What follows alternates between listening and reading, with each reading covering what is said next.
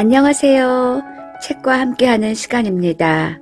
오늘 준비한 책은 예술은 언제 슬퍼하는가, 지은이 박종호입니다. 이 책에서 프롤로그 부분 소개하겠습니다. 소외된 자들의 예술. 오페라나 클래식 콘서트에 익숙하지 않은 분들에게 그런 음악을 들어보자거나 공연장에 함께 가자고 말하면 처음 돌아오는 반응 대부분이 우리도 이제 귀족인가? 내지는 좋아, 이번엔 귀족처럼 한번 놀아보자 라는 대답들이다. 그들이 귀족이라는 말 속에는 호사스러움, 화려함, 고급스러움이라는 의미가 담겨 있다. 그리고 그런 생각은 그 공연의 내용도 마땅히 그러할 것이라는 기대로 이어진다.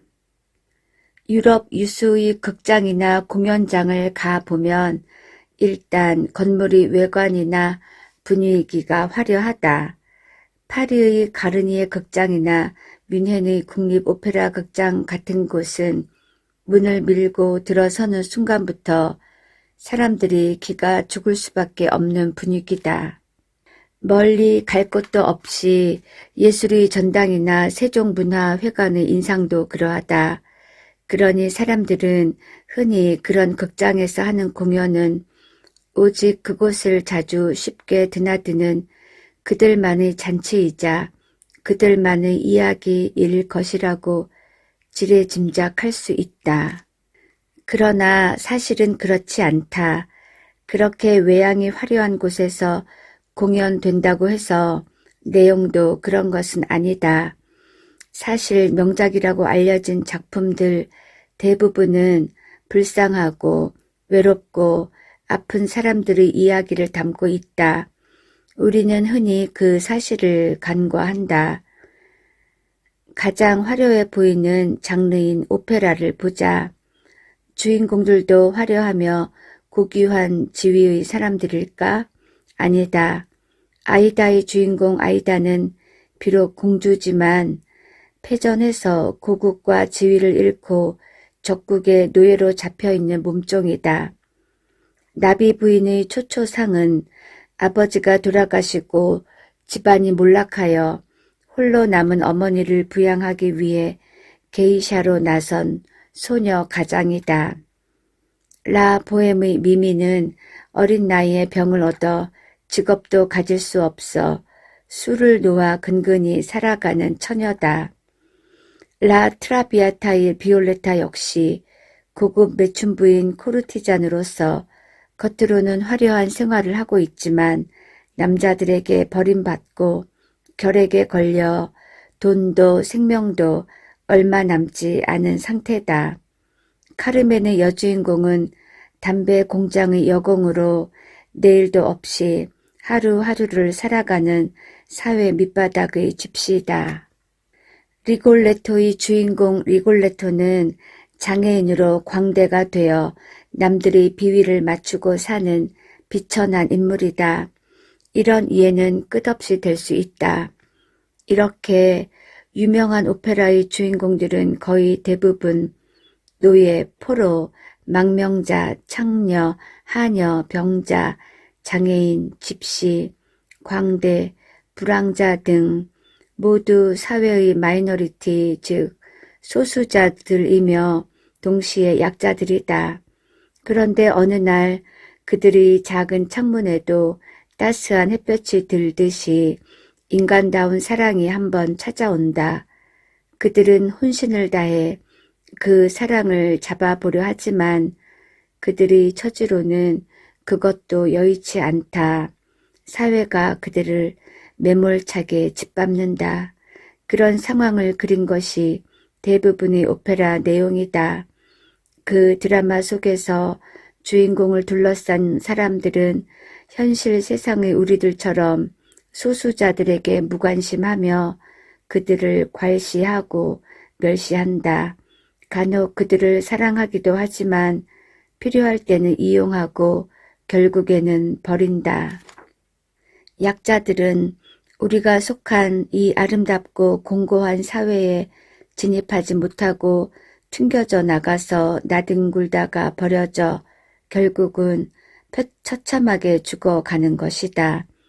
명작으로 일컬어지는 작품들 대부분은 약자들에게 연민으로 관심을 보이고 사랑으로 조명한다. 그래서 위대한 예술인 것이다. 우리가 가장 쉽게 접하는 예술이 하나가 노래라는 장르다. 노래를 부르고 듣는 것은 아이가 태어나서 얼마 되지 않아 배우는 자연스러운 행위이며 동시에 최고의 예술 장르이기도 하다. 세상에는 각양각색의 노래들이 있다. 그 많은 노래들 중에서도 예술적으로 최상의 경지에 있는 것으로 평가받는 것이 슈베르트의 겨울 나그네다. 24개의 가곡을 연이어 부르게 되어 있는데 이를 연가곡이라고 한다. 오페라처럼 내용도 이어지니 마치 한 편의 드라마를 보는 것 같다. 첫 곡은 밤 인사다. 노래를 부르는 화자는 아마 사랑하는 연인이 자고 있는 사이 그녀의 집을 몰래 빠져나와 떠나는 듯하다. 그녀의 집 밖에 서서 잠든 그녀를 향해 작별 인사를 하는 것이 첫 곡이다. 이유는 알 수 없으나 이루어질 수 없었다. 그녀의 어머니는 결혼까지 언급했지만 그는 모녀에게 아무 말도 없이 길을 떠난다. 그 뒤로는 독일의 겨울 풍경이 노래를 통해 마치 병풍처럼 펼쳐진다. 남자는 걸어가며 문 위에서 돌아가는 풍향기도 보고 길에서 보리수와 시냇가도 만난다. 자신을 따라오는 까마귀를 만나기도 하고 길가의 이정표와 마주치기도 한다. 겨울 길을 걸어가는 나그네는 추위보다도 세상의 소외와 그로 인한 고독이 더 힘들다. 그의 겨울은 자연이 준 겨울이 아니라 인간이 준 겨울이다.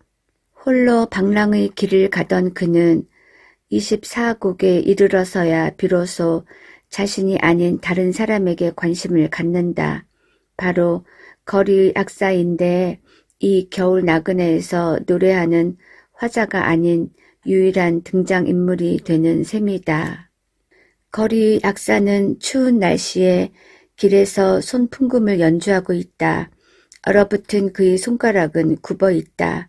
양말조차 신지 않은 채로 얼음 위에 맨발로 서서 연주하는 것은 세상에게 버림받은 인간의 실존적 고통을 표현한 것이다. 옆에 놓인 접시에는 동전 한 입도 들어있지 않고 연주를 듣는 사람은 아무도 없고 개들만 지저댈 뿐이다. 그런 악사를 바라보던 화자는 이윽고 악사에게 동행을 권유한다. 그는 악사에게서 자신의 모습을 본 것이다. 아무도 관심을 주지 않아도 추운 길에 서서 손풍금을 묵묵히 연주하는 늙은 악사. 그는 들어주는 사람 하나 없는데도 노래하면서 방랑하던 겨울 나그네, 바로 그 자신이 아니던가. 게다가 그 노인은 이 겨울 나그네보다도 더 늙고 가난하고 외로운 사람이다. 나그네는 자신보다도 더욱 외로운 자에게 관심을 갖고 팔을 벌리는 것이다. 이런 것이 바로 예술이 마땅히 해야 할 말이다. 자신보다 더 잘난 사람, 더 가진 사람에게만 관심을 갖고 친절해지며 둘만 모여도 성공한 사람, 유명한 사람에 대한 얘기만 하는 세태에 겨울 나그네야말로 현대인들에게 가장 필요한 명곡이다. 이것은 우리 노래이며 우리가 불러야 하는 노래인 것이다. 이 곡을 쓴 프란츠 슈베르트는 31세의 젊디 젊은 나이에 세상을 떠난 작곡가로 잘 알려져 있다. 그런데 그의 인생은 우리가 상상하는 것 이상으로 비참했다. 그는 너무나 가난하여 자신의 피아노를 가지고 있었던 적도 거의 없었다. 그가 남긴 100여 곡의 피아노 곡들과 600여 곡에 달하는 가곡들을 그는 피아노 건반 위가 아니라 피아노도 없는 골방의 작은 책상 귀퉁이에 앉아서 썼던 것이다. 하지만 그의 머릿속에는 늘 피아노 선율이 흐르고 있었다. 우리가 오디오나 라디오를 통해 숱하게 듣는 슈베르트의 곡들은 정작 그 자신은 실제로 들어보지도 못한 것들이 수두룩했으며 많은 곡들은 그의 머릿속 상상의 피아노로 작곡된 것이다. 20대의 슈베르트는 방황도 많이 했고 빈곤과 질병과 고독으로 고통받았다.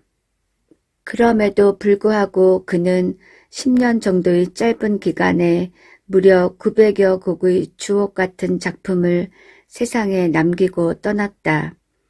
슈베르트는 가난했고 결혼도 못했다. 교사 생활을 했던 직장에서는 적응하지 못해 쫓겨났고 몇 번의 연애는 하나도 이루어지지 못했다.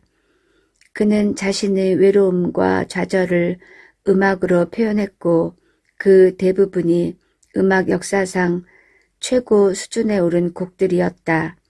그러나 생전에 그의 음악들은 대중에게 거의 알려지지 않았다. 그는 죽기 직전에 단 한 번의 공개 콘서트를 열 수 있었을 뿐이다. 외로움을 달래려 술에 빠지기도 했고 싸구려 매운 굴을 전전하다가 매독에 걸리기도 했다. 그럼에도 그의 머릿속에서는 늘 천상의 멜로디가 흘러나왔다. 매독과 술에 찌든 몸에서 흘러나오는 깨끗한 음악들. 그 자신은 얼마나 힘들었을까.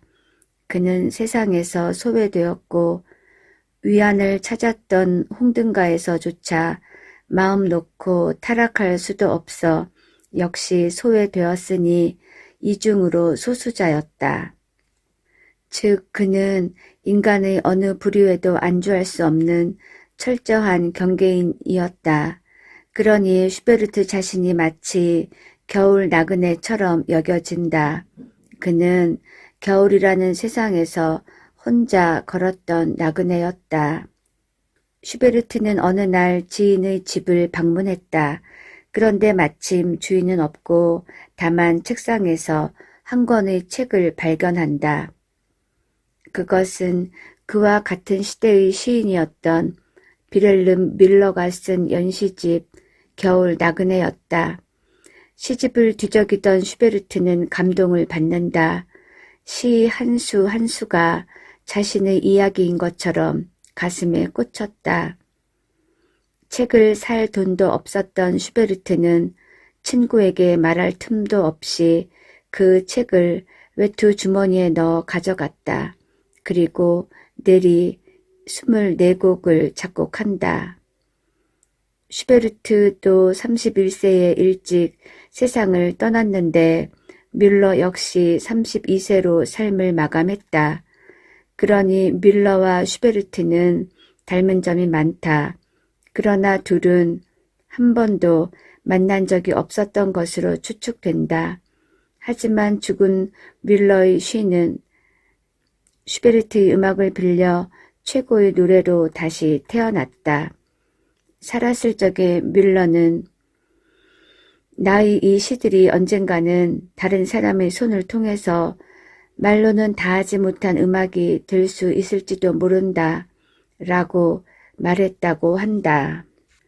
뮬러와 슈베르트는 모두 소외된 자들이었고 경계인이었으며 포부를 펼치지 못하고 30년 남짓 짧은 인생을 산 사람들이다. 그들의 이야기는 바로 가곡집 겨울 나그네의 문학과 음악으로 고스란히 남아있다. 이 연가곡이 사람들의 심금을 울리는 이유는 바로 작사자와 작곡자가 겪은 세상으로부터의 버려짐과 소외 그리고 그로 인한 외로움이 그대로 절절하게 나타나 있기 때문일 것이다.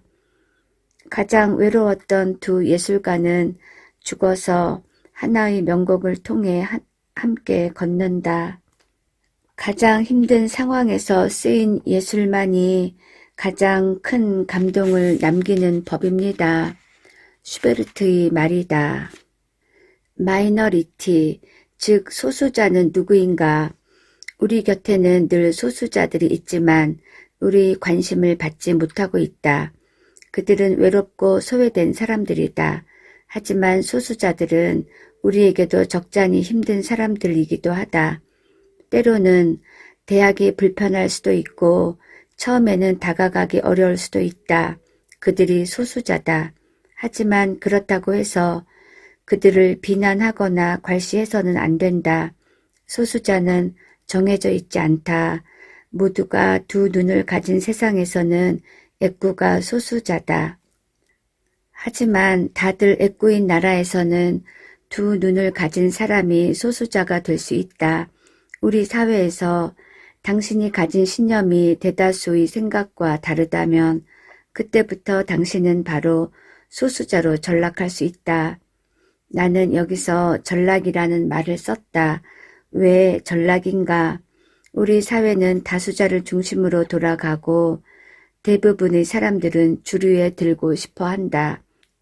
우리 정치를 보자. 그 정당이나 정파가 나의 정치관과 맞아서 택하는 사람도 있지만 그 당이 다수당이어서 즉 힘이 있어서 택하는 사람도 많다. 어쩌면 그런 경우가 더 많을지도 모른다. 그 모임이 힘이 있고 다수이기 때문에 선망의 대상이 되며 그 야구팀이 잘하기 때문에 팬이 되는 것과 같다.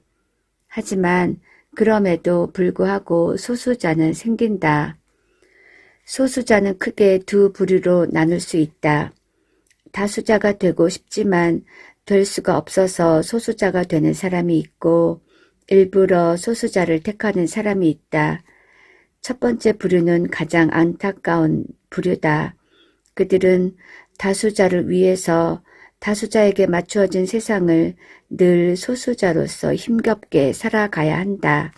그들이 세상에는 맞는 옷도 쉬운 길도 없는 것이다.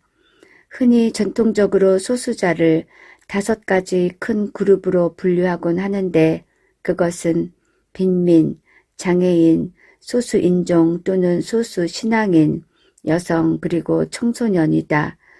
요즘에는 여기에 좀 더 작은 그룹으로 사회의 부적응자, 불황자, 무능력자, 죄인, 노인 그리고 동성애자 같은 성소수자 등이 추가될 수 있다. 소수자를 생각하는 것은 간단하다. 입장을 바꿔 생각해 보는 것이다. 우리도 언젠가는 늙고 길바닥으로 내몰릴 수 있다. 우리 가족도 언젠가는 사고나 질병으로 장애인이 될 수 있기에 우리 모두는 잠재적 장애인이다. 선천적인 장애인보다 사고나 질병으로 인한 후천적 장애인의 수가 더 많다. 이 사실은 우리 모두가 언제라도 장애인이 될 수 있다는 말과 다르지 않다. 그때서야 당사자와 가족들은 왜 소수자들에 대한 배려가 이 모양인가 하며 한탄하겠지만 이미 소용없다. 그렇다. 소수자는 남이 아니다. 우리 모두 일순간에 소수자가 될 수 있다. 우리 본인이나 자손이 어느 날 세상의 잣대, 인간이 만든 잣대이며 그것을 만드는데 우리도 기여했을지 모르는 그 잣대에 의해 버려질 수 있는 것이다. 소수자에 대한 배려, 그것은 세련된 사회가 갖추어야 할 가장 중요한 요소이자 가장 고결한 문화다. 그것은 돈이나 국가를 통해서만 이루어질 수 있는 것이 아니다. 그것은 소수자에 대한 한 사람 한 사람의 진심 어린 이해와 태도에 의해서만 가능하다. 그리고 그 많은 것들은 이미 위대한 예술가들이 여러 명작 속에서 수없이 얘기해 온 것이다. 프랑스 문학 사상 최대의 거인이자 위대한 예술가인 빅토르 위고는 그의 많은 소설들을 통해 평생 소수자들을 웅변했다. 뿐만 아니라 그는 소수자들을 처단하는 인위적 잣대 중에서 최악의 형태인 사형제도를 폐지시키기 위해 자신의 긴 생애를 바쳐 직접 행동하기도 했다. 그는 세상을 살아가는 데에는 신과 영혼, 책임감, 이 세 가지만 있으면 충분하다라고 말했다. 그는 그것만 있으면 인간은 살아갈 수 있고 그것이 더욱 진정한 종교라고 말했다. 세상에 대한 책임감이야말로 현대의 우리에게 가장 필요한 것일지 모른다. 위고는 죽기 직전에 그가 인세로 모은 5만 프랑에 달하는 재산을 극빈자들에게 기부했다. 그는 파리의 많은 극빈자들이 죽어도 돈이 없어 장례를 제대로 치르지 못하는 사실을 알고 괴로워했다. 그래서 위고는 자신의 돈이 가난한 사람들을 관을 짜기 위한 나무를 구입하는 데 쓰이기를 원했다. 그는 이런 간략한 유언을 남겼다. 가난한 사람들 앞으로 5만 프랑을 남긴다. 나의 운구는 극빈자들이 장례 마차를 이용해 주기 바란다. 교회에서 하는 어떠한 형태의 추도 예식도 거절한다. 바라는 것은 영혼으로부터 나오는 기도이다. 나는 신을 믿는다.